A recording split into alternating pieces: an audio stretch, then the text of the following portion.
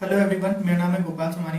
आज के इस वीडियो में हम फाइनेंशियल इंस्ट्रूमेंट का एक और टॉपिक देखेंगे, reclassification of financial instrument.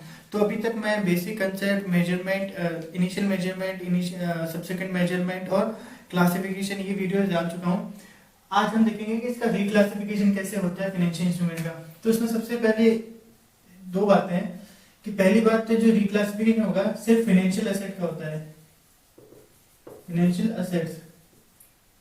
Financial liabilities का रिक्लासिफिकेशन नहीं होता है, ठीक है। तो और ये जो रिक्लासिफिकेशन होता है प्रोस्पेक्टिवली होता है, मतलब इसका हम रेट्रोस्पेक्टिव इफेक्ट नहीं देते। पहले जो हो रखा है उन्हें छोड़ देंगे, उसका कोई इम्पैक्ट नहीं देते। मतलब अगर पहले कोई हमने इंटरेस्ट रिकॉग्नाइज कर रखा है या कोई इम्पेयरमेंट लॉस गेन रिकॉग्नाइज कर रखा है या कोई फॉरेन एक्सचेंज का लॉस उस असेट से रिलेटेड या गेन रिकॉग्नाइज कर रखा है, तो उसका कोई उसका कोई एडजस्टमेंट नहीं होगा। जो पहले हो चुका है, ठीक है, ये जो रिक्लासिफिकेशन है उस डेट से और आने वाले टाइम में अप्लाई होगा। तो रेट्रोस्पेक्टिव कोई एडजस्टमेंट नहीं किया जाएगा, पहले कुछ भी हो रखा है उसका, ठीक है। तो एक तो फाइनेंशियल एसेट के लिए एप्लीकेबल है और प्रोस्पेक्टिवली ही अप्लाई होगा। और अगर पहले कोई इंटरेस्ट का एडजस्टमेंट या इम्पेयरमेंट लॉस गेन का कुछ भी एडजस्टमेंट कर रखा है, उसका कोई इम्पैक्ट नहीं करेगा ये जो पहले हो चुका है, ठीक है। तो अब हम देखते हैं कि ये रिक्लासिफिकेशन होता कैसे है। तो सबसे पहले जब हमने क्लासिफिकेशन का वीडियो देखा था तो उस टाइम मैंने बताया था कि जो क्लासिफिकेशन होता है वो बेस्ड ऑन होता है बिजनेस मॉडल,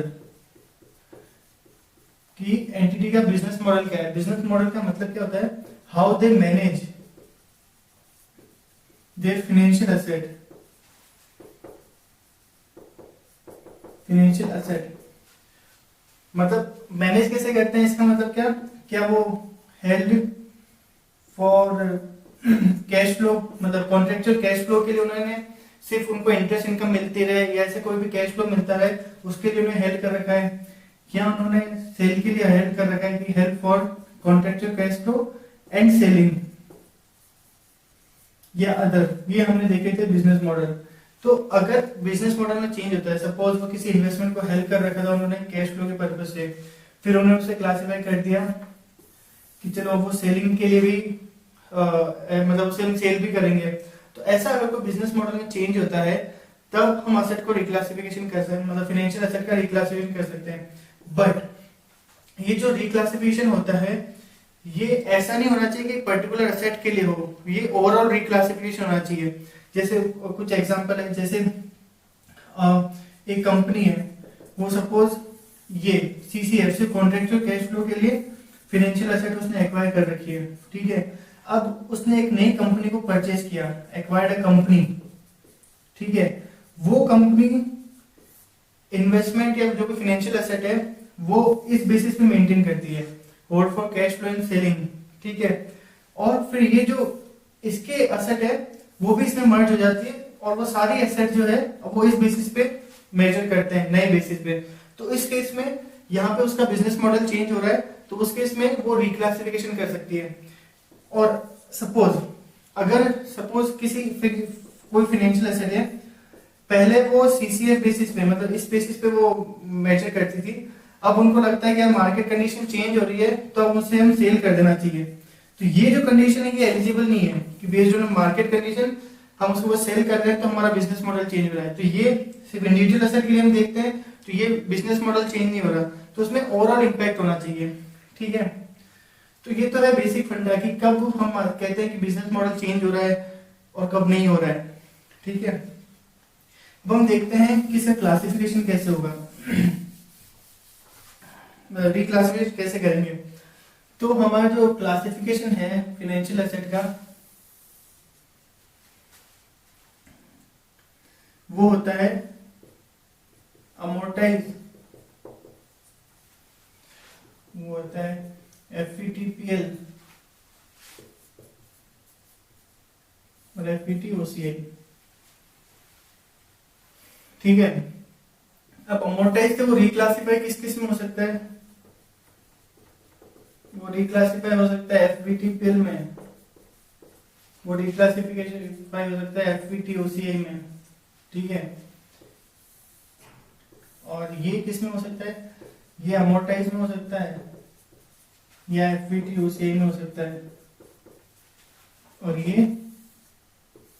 ये भी अमोर्टाइज में हो सकता है, या एफवीटीपीएल इसमें हो सकता है। ठीक है, ये इस तरह से रिक्लासिफाई हो सकते हैं। तो उसमें क्या होता है, सबसे पहले तो हमें देखना पड़ता है कि एज पर न्यू जो भी क्लासिफिकेशन है उसके अकॉर्डिंग वैल्यू क्या है। ठीक है, सपोज अमोर्टाइज में हमारी वैल्यू है 100, अमोर्टाइज के अकॉर्डिंग हमारे एसेट की वैल्यू बुक्स में आ रही है 100, और on the date of reclassification, on the date of reclassification हमें देखना पड़ेगा कि जो भी नया मेथड, नया क्लासिफिकेशन हम ले रहे हैं उसमें हमारे एसेट की क्या वैल्यू है। तो अमोर्टाइज के 100 है, एफवीटीपीएल में है 120। ठीक है, तो अब जब रिक्लासिफिकेशन होता है तो आगे आने वाले टाइम में हम जो वैल्यू रिकॉग्नाइज करेंगे वो बुक्स में ये होगा। तो रिक्लासिफिकेशन की डेट पे हमारे फिक्स्ड एसेट की जो फाइनेंशियल एसेट की वैल्यू है 100 से बढ़ के हो जाएगी 120। ठीक है, तो अभी जो डिफरेंस होता है 20 रुपए का, इसको हम किस में एडजस्ट करेंगे, पी&एल से। ठीक है, तो अब इसमें क्या होगा, हमारे एसेट की वैल्यू फाइनेंशियल एसेट 100 रुपए की आ रही थी अभी बुक्स में, बढ़ के 120 हो जाएगा, वो हो जाएगा डेबिट। ठीक है, अब वो किसके थ्रू होगा, टू पी&एल। ठीक है, तो इसको ये तो मैंने बताया है बेसिक एंट्री, जनरली ऐसे होगा, फाइनेंशियल एसेट ये हो जाएगा किसमें, एफवीटीपीएल, एफवीटीपीएल अकॉर्डिंग हो जाएगी 120 to financial asset amortise basis पे 100 क्रेडिट टू पी&एल 20। इस तरह से ये हमारी एंट्री होगी। फाइनेंशियल से एफवीटीपीएल डेबिट, मतलब न्यू मेथड से जो भी हो रहा है वो डेबिट, ओल्ड मेथड का जो भी हो रहा है फाइनेंशियल एसेट क्रेडिट, और जो डिफरेंस है वो पी&एल में।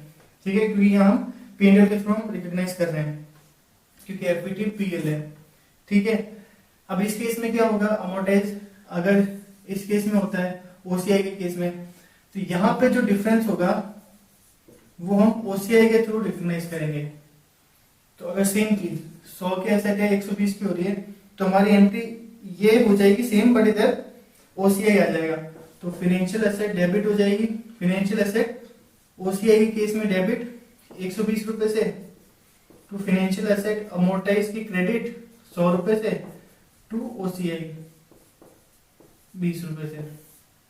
क्योंकि आगे आने वाले टाइम में हम ओसीआई से करेंगे, तो इसलिए जो भी डिफरेंस है ओसीआई के थ्रू कर रहे हैं, इसमें पी&एल से करेंगे इसलिए पी&एल के थ्रू कर रहे हैं। तो सिंपल सा कंसेप्ट है कि जो भी डिफरेंस है वो हमें ट्रांसफर करना है, इसमें पी&एल के थ्रू, इसमें ओसीआई के थ्रू।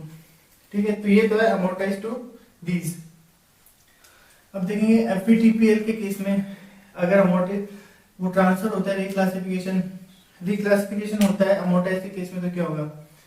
तो अब हम देखेंगे सेम वही सिनेरियो लेते हैं कि एफवीटीपीएल के थ्रू था 100, जब रिक्लासिफिकेशन हो रहा है उस डेट पे अमोर्टाइज के अकॉर्डिंग बैलेंस है 20।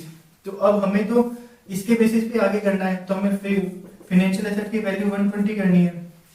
तो यहाँ पर ऐसे गेन का एग्जांपल ले रहा हूँ, तो गेन और लॉस कुछ भी हो आपको उसी तरह से एडजस्ट करना है।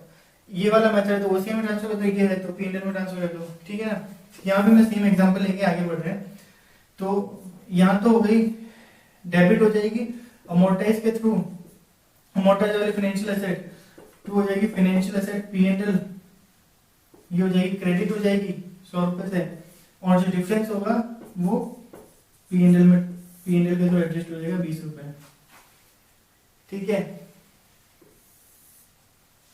ओसीआई केस में सेम एंट्री हो जाएगी, बट यहाँ पे जो डिफरेंस होगा वो ओसीआई के थ्रू होगा। FA OCI 120 to FA P and L 100 to OCI 20। क्योंकि क्योंकि फर्दर जो भी होगा वो ओसीआई के थ्रू होगा, इसलिए जो भी डिफरेंस है हम ओसीआई के थ्रू ही कर रहे हैं। ठीक है, और अमोर्टाइज के केस में तो वैसे भी जो एडजस्टमेंट होता है पी&एल के थ्रू होता है, तो इसमें पी&एल के। अब हम देखते हैं कि एफवीटी ओसीआई के केस में क्या होता है, मतलब अगर एफवीटी ओसीआई से अगर रिक्लासिफिकेशन होता है अमोर्टाइज या एफवीटीपीएल में, तो कैसे होता है। तो उसके पहले एक चीज मैं बताता हूँ, मतलब एफवीटी ओसीआई में होता क्या था मेथड में, कि जो भी डिफरेंस होता था फेयर वैल्यू का वो हम ओसीआई में ट्रांसफर करते थे। ठीक है ना, जो भी गेन या लॉस होता था फेयर वैल्यू में चेंज होने के कारण वो ओसीआई में ट्रांसफर होता था। तो वो जो बैलेंस होता था वो ओसीआई में एक्यूमुलेट होता रहता था। ठीक है। तो इस रिक्लासिफिकेशन टाइम हमारे पास ओसीए का बैलेंस रहेगा बुक्स में, ठीक है ना। तो वो बैलेंस पे हमें क्लोज करना होता है, ठीक है। तो अब अमोर्टाइज के केस में क्या होगा, ये सारा का सारा जो भी बैलेंस होगा वो जो भी इसका एडजस्टमेंट होगा असेट के फेयर वैल्यू में उससे एडजस्ट हो जाएगा, ठीक है। सपोज उसकी वैल्यू है 100 और अमोर्टाइज के केस में वैल्यू है 80। तो अब हमारी जो फाइनेंशियल एसेट की वैल्यू होगी वो अमोर्टाइज के केस में हमारी 80 होगी, ठीक है। और इसके केस में ओसीआई के केस में हमारी है 100, ठीक है। तो अब जो डिफरेंस है वो ओसीआई के थ्रू एडजस्ट हो जाएगा, ये ओसीआई के थ्रू एडजस्ट हो जाएगा 20 रुपीज, ठीक है। तो इससे क्या होगा, हमारे ओसीआई का बैलेंस भी क्लोज हो जाएगा।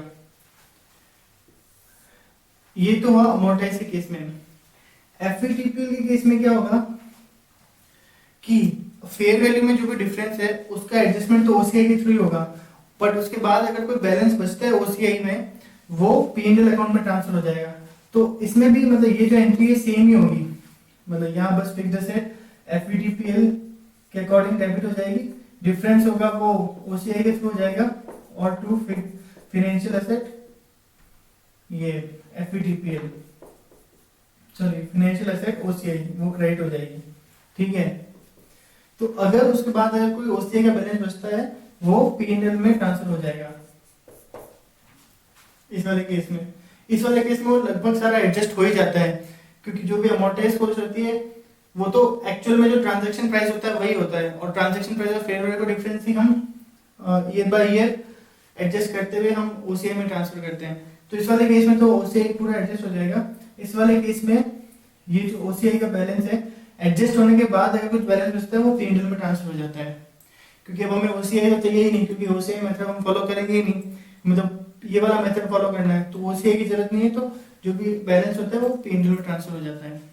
तो इस तरह से हमें रिक्लासिफिकेशन करना होता है from different method to different method. Okay, तो आई होप आप लोगों को क्लियर हो गया होगा। अब मैं आगे आने वाले वीडियोस में जो भी इसके बचे हुए टॉपिक है वो मैं एक एक करके लेता हूँ, और मैं कोशिश ये करूंगा कि मई 1 तक मतलब कल तक मैं जो भी बाकी बचे हुए वीडियो है पोस्ट कर दूं, ताकि जिनके एग्जाम है अभी उनके लिए भी हेल्पफुल हो सके। अगर आप लोगों को मेरे वीडियो पसंद आ रहे हैं तो प्लीज लाइक एंड सब्सक्राइब करें। Thank you.